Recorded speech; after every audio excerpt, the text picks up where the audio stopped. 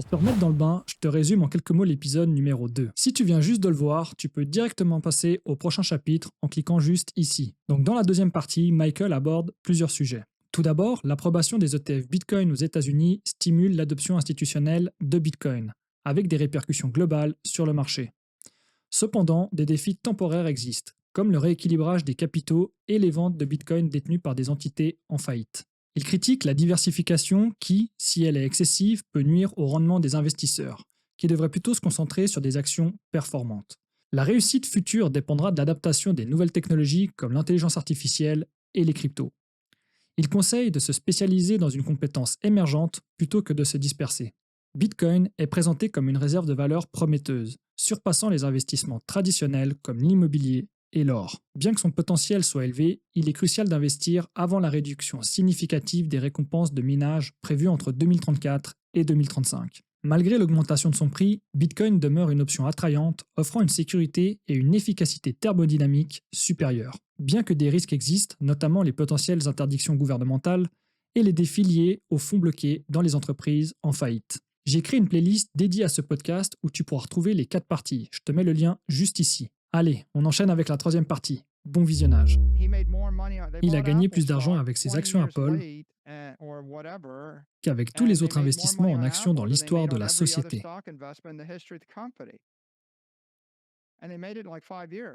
Et il a réalisé cela en 5 ans. Et c'était une position concentrée. C'est comme acheter la société dominante de mobile. Donc, je pense que les gens sont mal informés et ne réfléchissent pas vraiment à cela. Par ailleurs, la diversification n'a aucun sens si tout est corrélé. Par exemple, vous pourriez acheter toutes les entreprises possibles au Nigeria, mais si elles sont toutes corrélées au naira nigérian et que la monnaie s'effondre, quelle est l'utilité de la diversification? Donc, vous devez vraiment réfléchir à cela.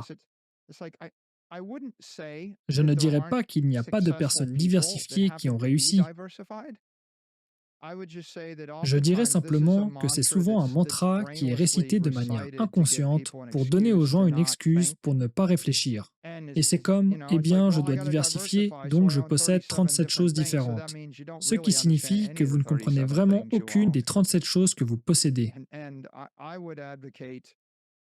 Et je recommanderais que vous passiez 1000 heures à vous obséder sur chaque chose que vous possédez. Et si vous êtes le genre de personne qui peut passer 5000 heures et consacrer 1000 heures à chacune de ces 5 choses, alors bravo à vous. Peut-être que vous finirez par posséder Apple, Amazon, Facebook, Google. Et peut-être vous direz que les 4 ont fonctionné et que ce n'est pas si mal. Mais je suis sceptique quant à beaucoup d'autres idées qui circulent et qui sont répétées sans cesse. Donc, pour revenir à la question que vous avez posée, ce qui s'est passé il y a une décennie a été une transformation numérique de toutes ces choses. C'était la transformation numérique de l'information. Et elle a créé des trillions et des trillions de dollars de richesse. Vous auriez pu faire beaucoup d'argent si vous aviez sauté sur cette vague. Ce que vous devez faire, c'est choisir le gagnant. Il y a des milliers d'entreprises de vente au détail numérique, mais il n'y a qu'un Amazon. Vous ne voulez pas l'Amazon de Singapour, ni l'Amazon du Nigeria. Vous voulez l'Amazon. Il y a un Apple, un Amazon, un Google, un Facebook.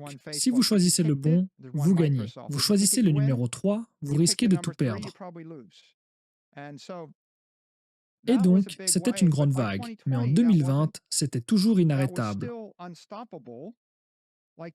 Comme les GAFAM ont été un investissement correct.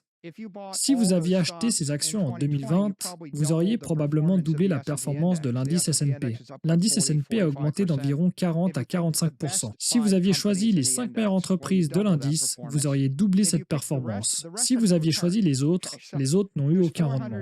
Il y a 493 ou 490 entreprises qui ne rapportent rien. Ce sont toutes des perdantes. Il y a entre 5 et 10 entreprises qui sont les gagnantes. Et si vous choisissez les gagnantes, vous obtenez une meilleure performance que l'indice. Et si vous choisissez l'indice, au moins, vous obtenez des gagnants sans vraiment réfléchir. Mais bien sûr, Bitcoin a surpassé les autres par un facteur de 2 à 3. Donc pourquoi cela? Et la réponse est qu'en 2020, 98% des gens étaient d'accord avec vous si vous disiez qu'Amazon était une très bonne idée. En 2020, la plupart des gens étaient d'accord avec vous sur le fait qu'Amazon était une bonne idée. La plupart des gens pensaient que Google, Apple, Amazon, Facebook étaient des monopoles, et Microsoft aussi. Une fois que tout le monde sait que ce sont des monopoles, une fois que tout le monde sait qu'ils sont instoppables, une fois que tout le monde sait qu'ils sont nécessaires, alors vous n'obtiendrez plus de performances multipliées par 10 ou 100, car tout le capital s'est déjà déplacé vers les marchés. Maintenant, il y a deux problèmes avec l'investissement dans ces 7 plus grosses actions aujourd'hui. Le premier problème est que tout le monde sait qu'ils sont bons et tout le monde sait qu'ils sont essentiels. Donc, le marché s'est ajusté et cela signifie qu'ils ne sont pas sous-évalués. Le deuxième problème est que les régulateurs et les politiciens vont de plus en plus les cibler parce qu'ils sont des entreprises. Qu'elles soient des cibles syndiquées, ou cibler des amendes, ou des cibles réglementées, ou cibler des embargos, ou exercer un effet de levier ou censurer, ils sont juste des impôts, ce sont juste des cibles et c'est difficile. Et le troisième, ce sont les entreprises. Et ceci est lié au deuxième problème. Mais c'est une idée beaucoup plus profonde, qui est qu'une entreprise est une structure de capital. Et la structure de capital a une capacité limitée dans laquelle vous pouvez investir.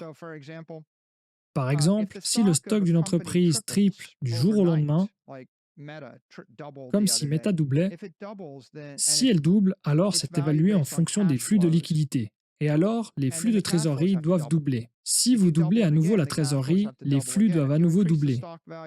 Si vous augmentez la valeur des actions d'un facteur de 10, les attentes en matière de génération de trésorerie doivent augmenter d'un facteur de 10, ce qui rend les produits dérivés encore plus forts dans une période où vous avez de l'argent inflationniste. Donc, vous êtes évalué sur les flux de trésorerie.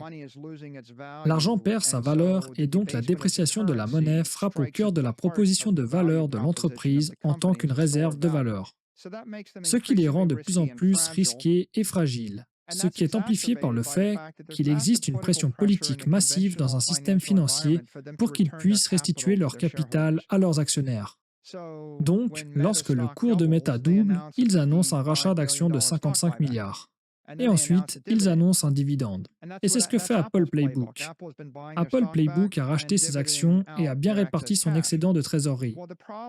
Le problème est que l'entreprise ou les actions de l'entreprise sont valorisées presque exclusivement sur le compte du résultat, ou c'est-à-dire sur la valeur actualisée des flux de trésorerie attendus dans le futur proche, les 10 prochaines années de cash flow. Maintenant, s'ils prenaient tout le cash et qu'ils achetaient du Bitcoin, réfléchissons un peu comme Meta, s'ils ne rendaient pas les 55 milliards, et s'ils avaient acheté 55 milliards de dollars de Bitcoin. Pense à ça pendant une seconde. Même s'ils avaient acheté que 10 milliards de dollars de Bitcoin et qu'ils avaient annoncé cela sur le marché, le Bitcoin aurait triplé. Ils auraient alors 30 milliards de dollars de biens. Ils auraient gagné de 20 à 30% par an. Donc, dans quelques années, ils auraient 100 milliards de dollars de biens. S'ils exécutaient réellement l'achat des 50 milliards de dollars, vous auriez 150 milliards de dollars de biens immobiliers dans les 24 mois. Et ces 150 milliards de dollars créeraient 20 à 30% par an. Mais disons simplement 20% par an. Vous allez générer 30 milliards de dollars de revenus d'investissement par an, composés. Et vous vous retrouvez donc avec une entreprise dont le bilan vaut des centaines de milliards de dollars. Pas seulement la PNL. Et donc, la plupart de ces entreprises n'ont pas de propriété. Donc, elles sont valorisées sur les flux de trésorerie. Et cela signifie qu'il y a une réserve de valeur sur 10 ans. C'est de plus en plus risqué, n'est-ce pas? C'est probablement la meilleure idée conventionnelle que quelqu'un peut avoir. Mais vous savez, avoir la meilleure idée conventionnelle, c'est un peu comme acheter le meilleur bâtiment dans une zone de guerre. C'est le mieux que vous pouvez faire, mais vous perdez quand même. C'est comme trouver la cabine la plus confortable du Titanic. Le navire coule, vous avez la suite présidentielle, alors tant mieux pour vous. Je pense que c'est exagéré dans ce cas. Je ne pense pas que les GAFAM sont en train de sombrer. Mais je pense que lorsque vous êtes coincé dans un certain cadre de référence, il y a simplement divers degrés de résultats médiocres. Il n'y a pas de victoire. Pour gagner ou obtenir un excellent résultat, Vous devez penser en dehors de la boîte. Et cela signifie que si vous êtes dans une zone de guerre, vous devez partir. Si vous achetez des devises qui sont libellées dans une monnaie en voie d'effondrement, qu'il s'agisse du pesos ou du lira ou du naira ou quoi que ce soit, tu dois sortir de cette devise. Si tu achètes de la monnaie ou des produits dérivés libellés en dollars, à terme escompté, et tu sais que le dollar va être gonflé à 78% par an, eh bien, c'est ton taux de rendement minimal. Tu vas devoir augmenter tes flux de trésorerie plus rapidement que 8% par an. Maintenant, combien d'entreprises peuvent augmenter leur flux de trésorerie de 15% par an pour les 20 prochaines années? D'accord, disons que vous pourriez en trouver quelques-unes. Maintenant, la question est, pouvez-vous les protéger contre les politiciens étrangers? Si vos politiciens locaux vous aiment, est-ce que vous le savez? Est-ce que les politiciens étrangers vous aimeront aussi, et vice-versa? Donc, ces genres d'investissements, ils sont très fragiles. Et je pense qu'il faut en être conscient. Et donc, je suppose que c'est pourquoi j'ai fait ce que j'ai fait il y a 10 ans. Ça a vraiment bien payé, mais quand 2020 est arrivé, le monde entier a changé. Et la question est, quelle sera la prochaine étape? Oui, le Bitcoin est la prochaine étape. Le Bitcoin est comme je l'ai déjà dit. C'est un peu comme Apple ou Google, vous savez. Et 2010 a mal compris que tout le monde en avait besoin. Personne ne peut les arrêter, mais c'est un peu mieux. Parce que Bitcoin est une classe d'actifs. Et donc, son cas d'utilisation cible est d'être une réserve de valeur pour la civilisation. Ce qui signifie qu'il n'y a aucune raison pour qu'il n'absorbe pas l'or. Et l'or a une valeur de 10 000 milliards comme valeur de réserve. Pourquoi ne peut-il pas absorber l'immobilier à 100 trillions? Pourquoi ne peut-il pas absorber toute réserve de valeur en propriété, ce qui vous amène à 2, 3, 400 trillions? Et plus il a de valeur, plus il devient utile. La grande idée est fondamentale et c'est très difficile d'expliquer cela aux gens, mais si la valeur du Bitcoin augmente d'un facteur de 100, parce que les gens l'achètent comme une réserve de valeur, sa valeur est 100 fois plus valuable que si l'action Apple est 100 fois plus élevée. Les flux de trésorerie des prochaines années doivent continuer de grimper.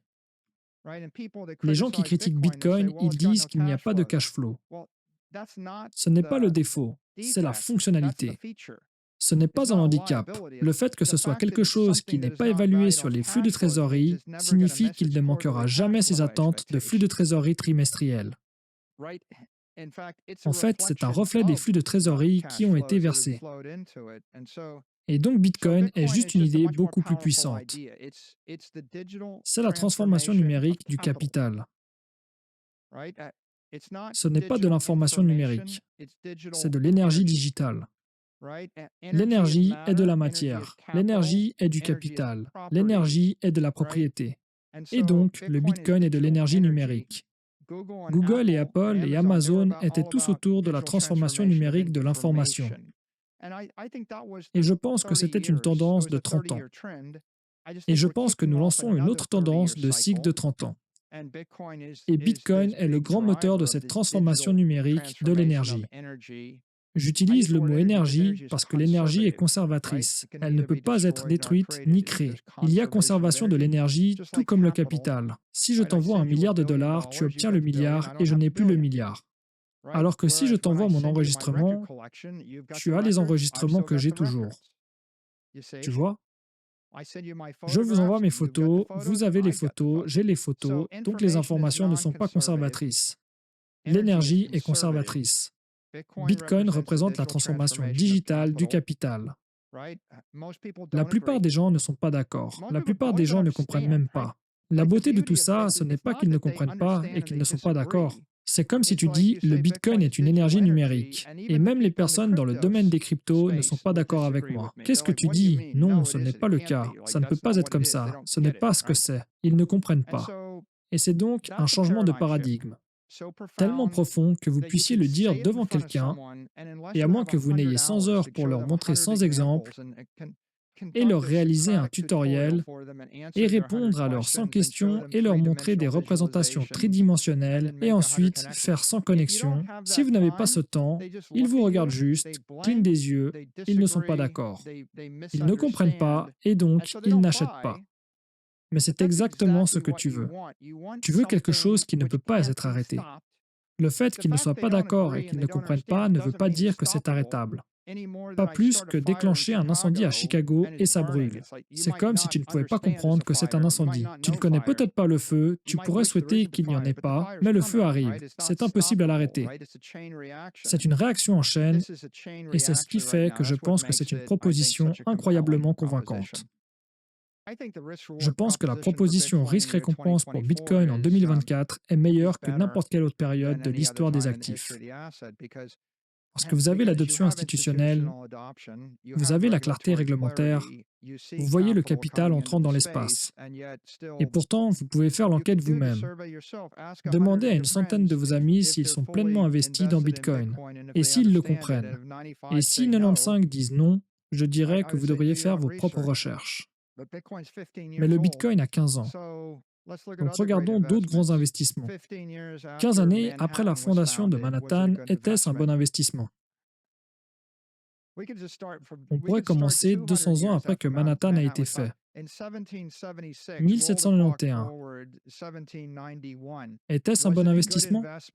Est-ce que l'immobilier de Manhattan en 1791 était-ce un bon investissement? Est-ce un bon investissement en 1865 après la guerre civile? Était-ce un bon investissement en 1970?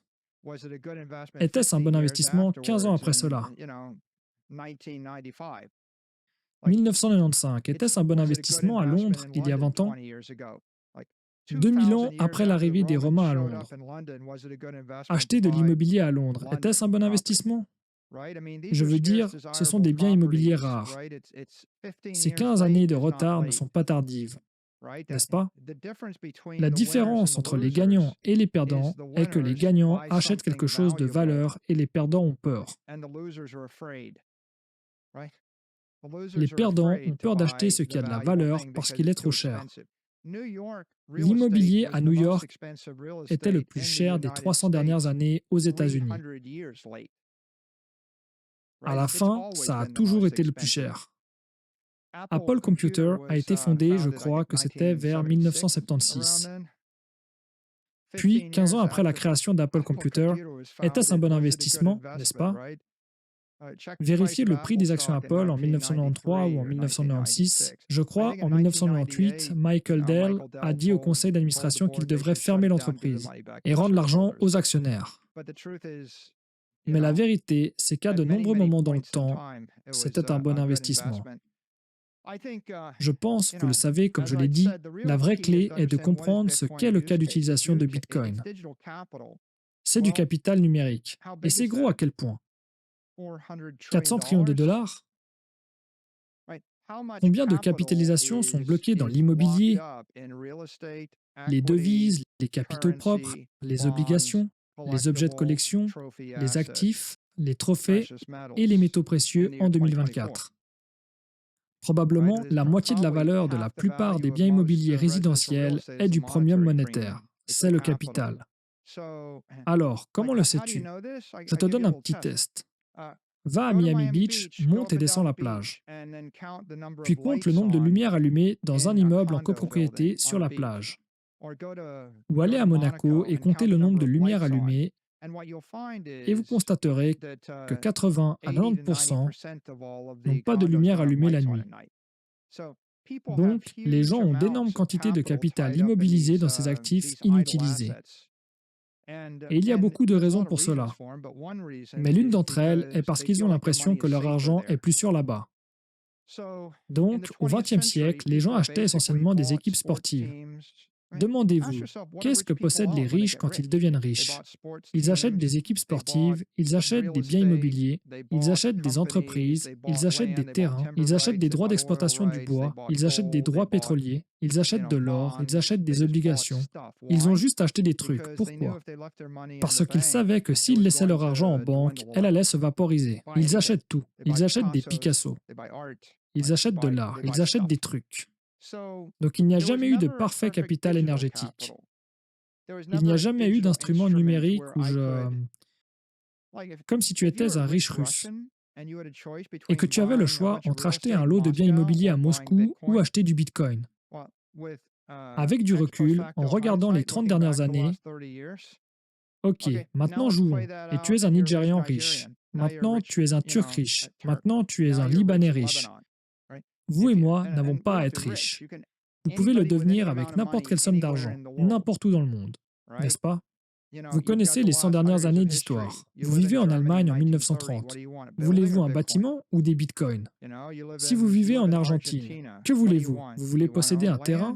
Vous voulez posséder un bâtiment? Vous voulez une entreprise? Vous voulez du bitcoin?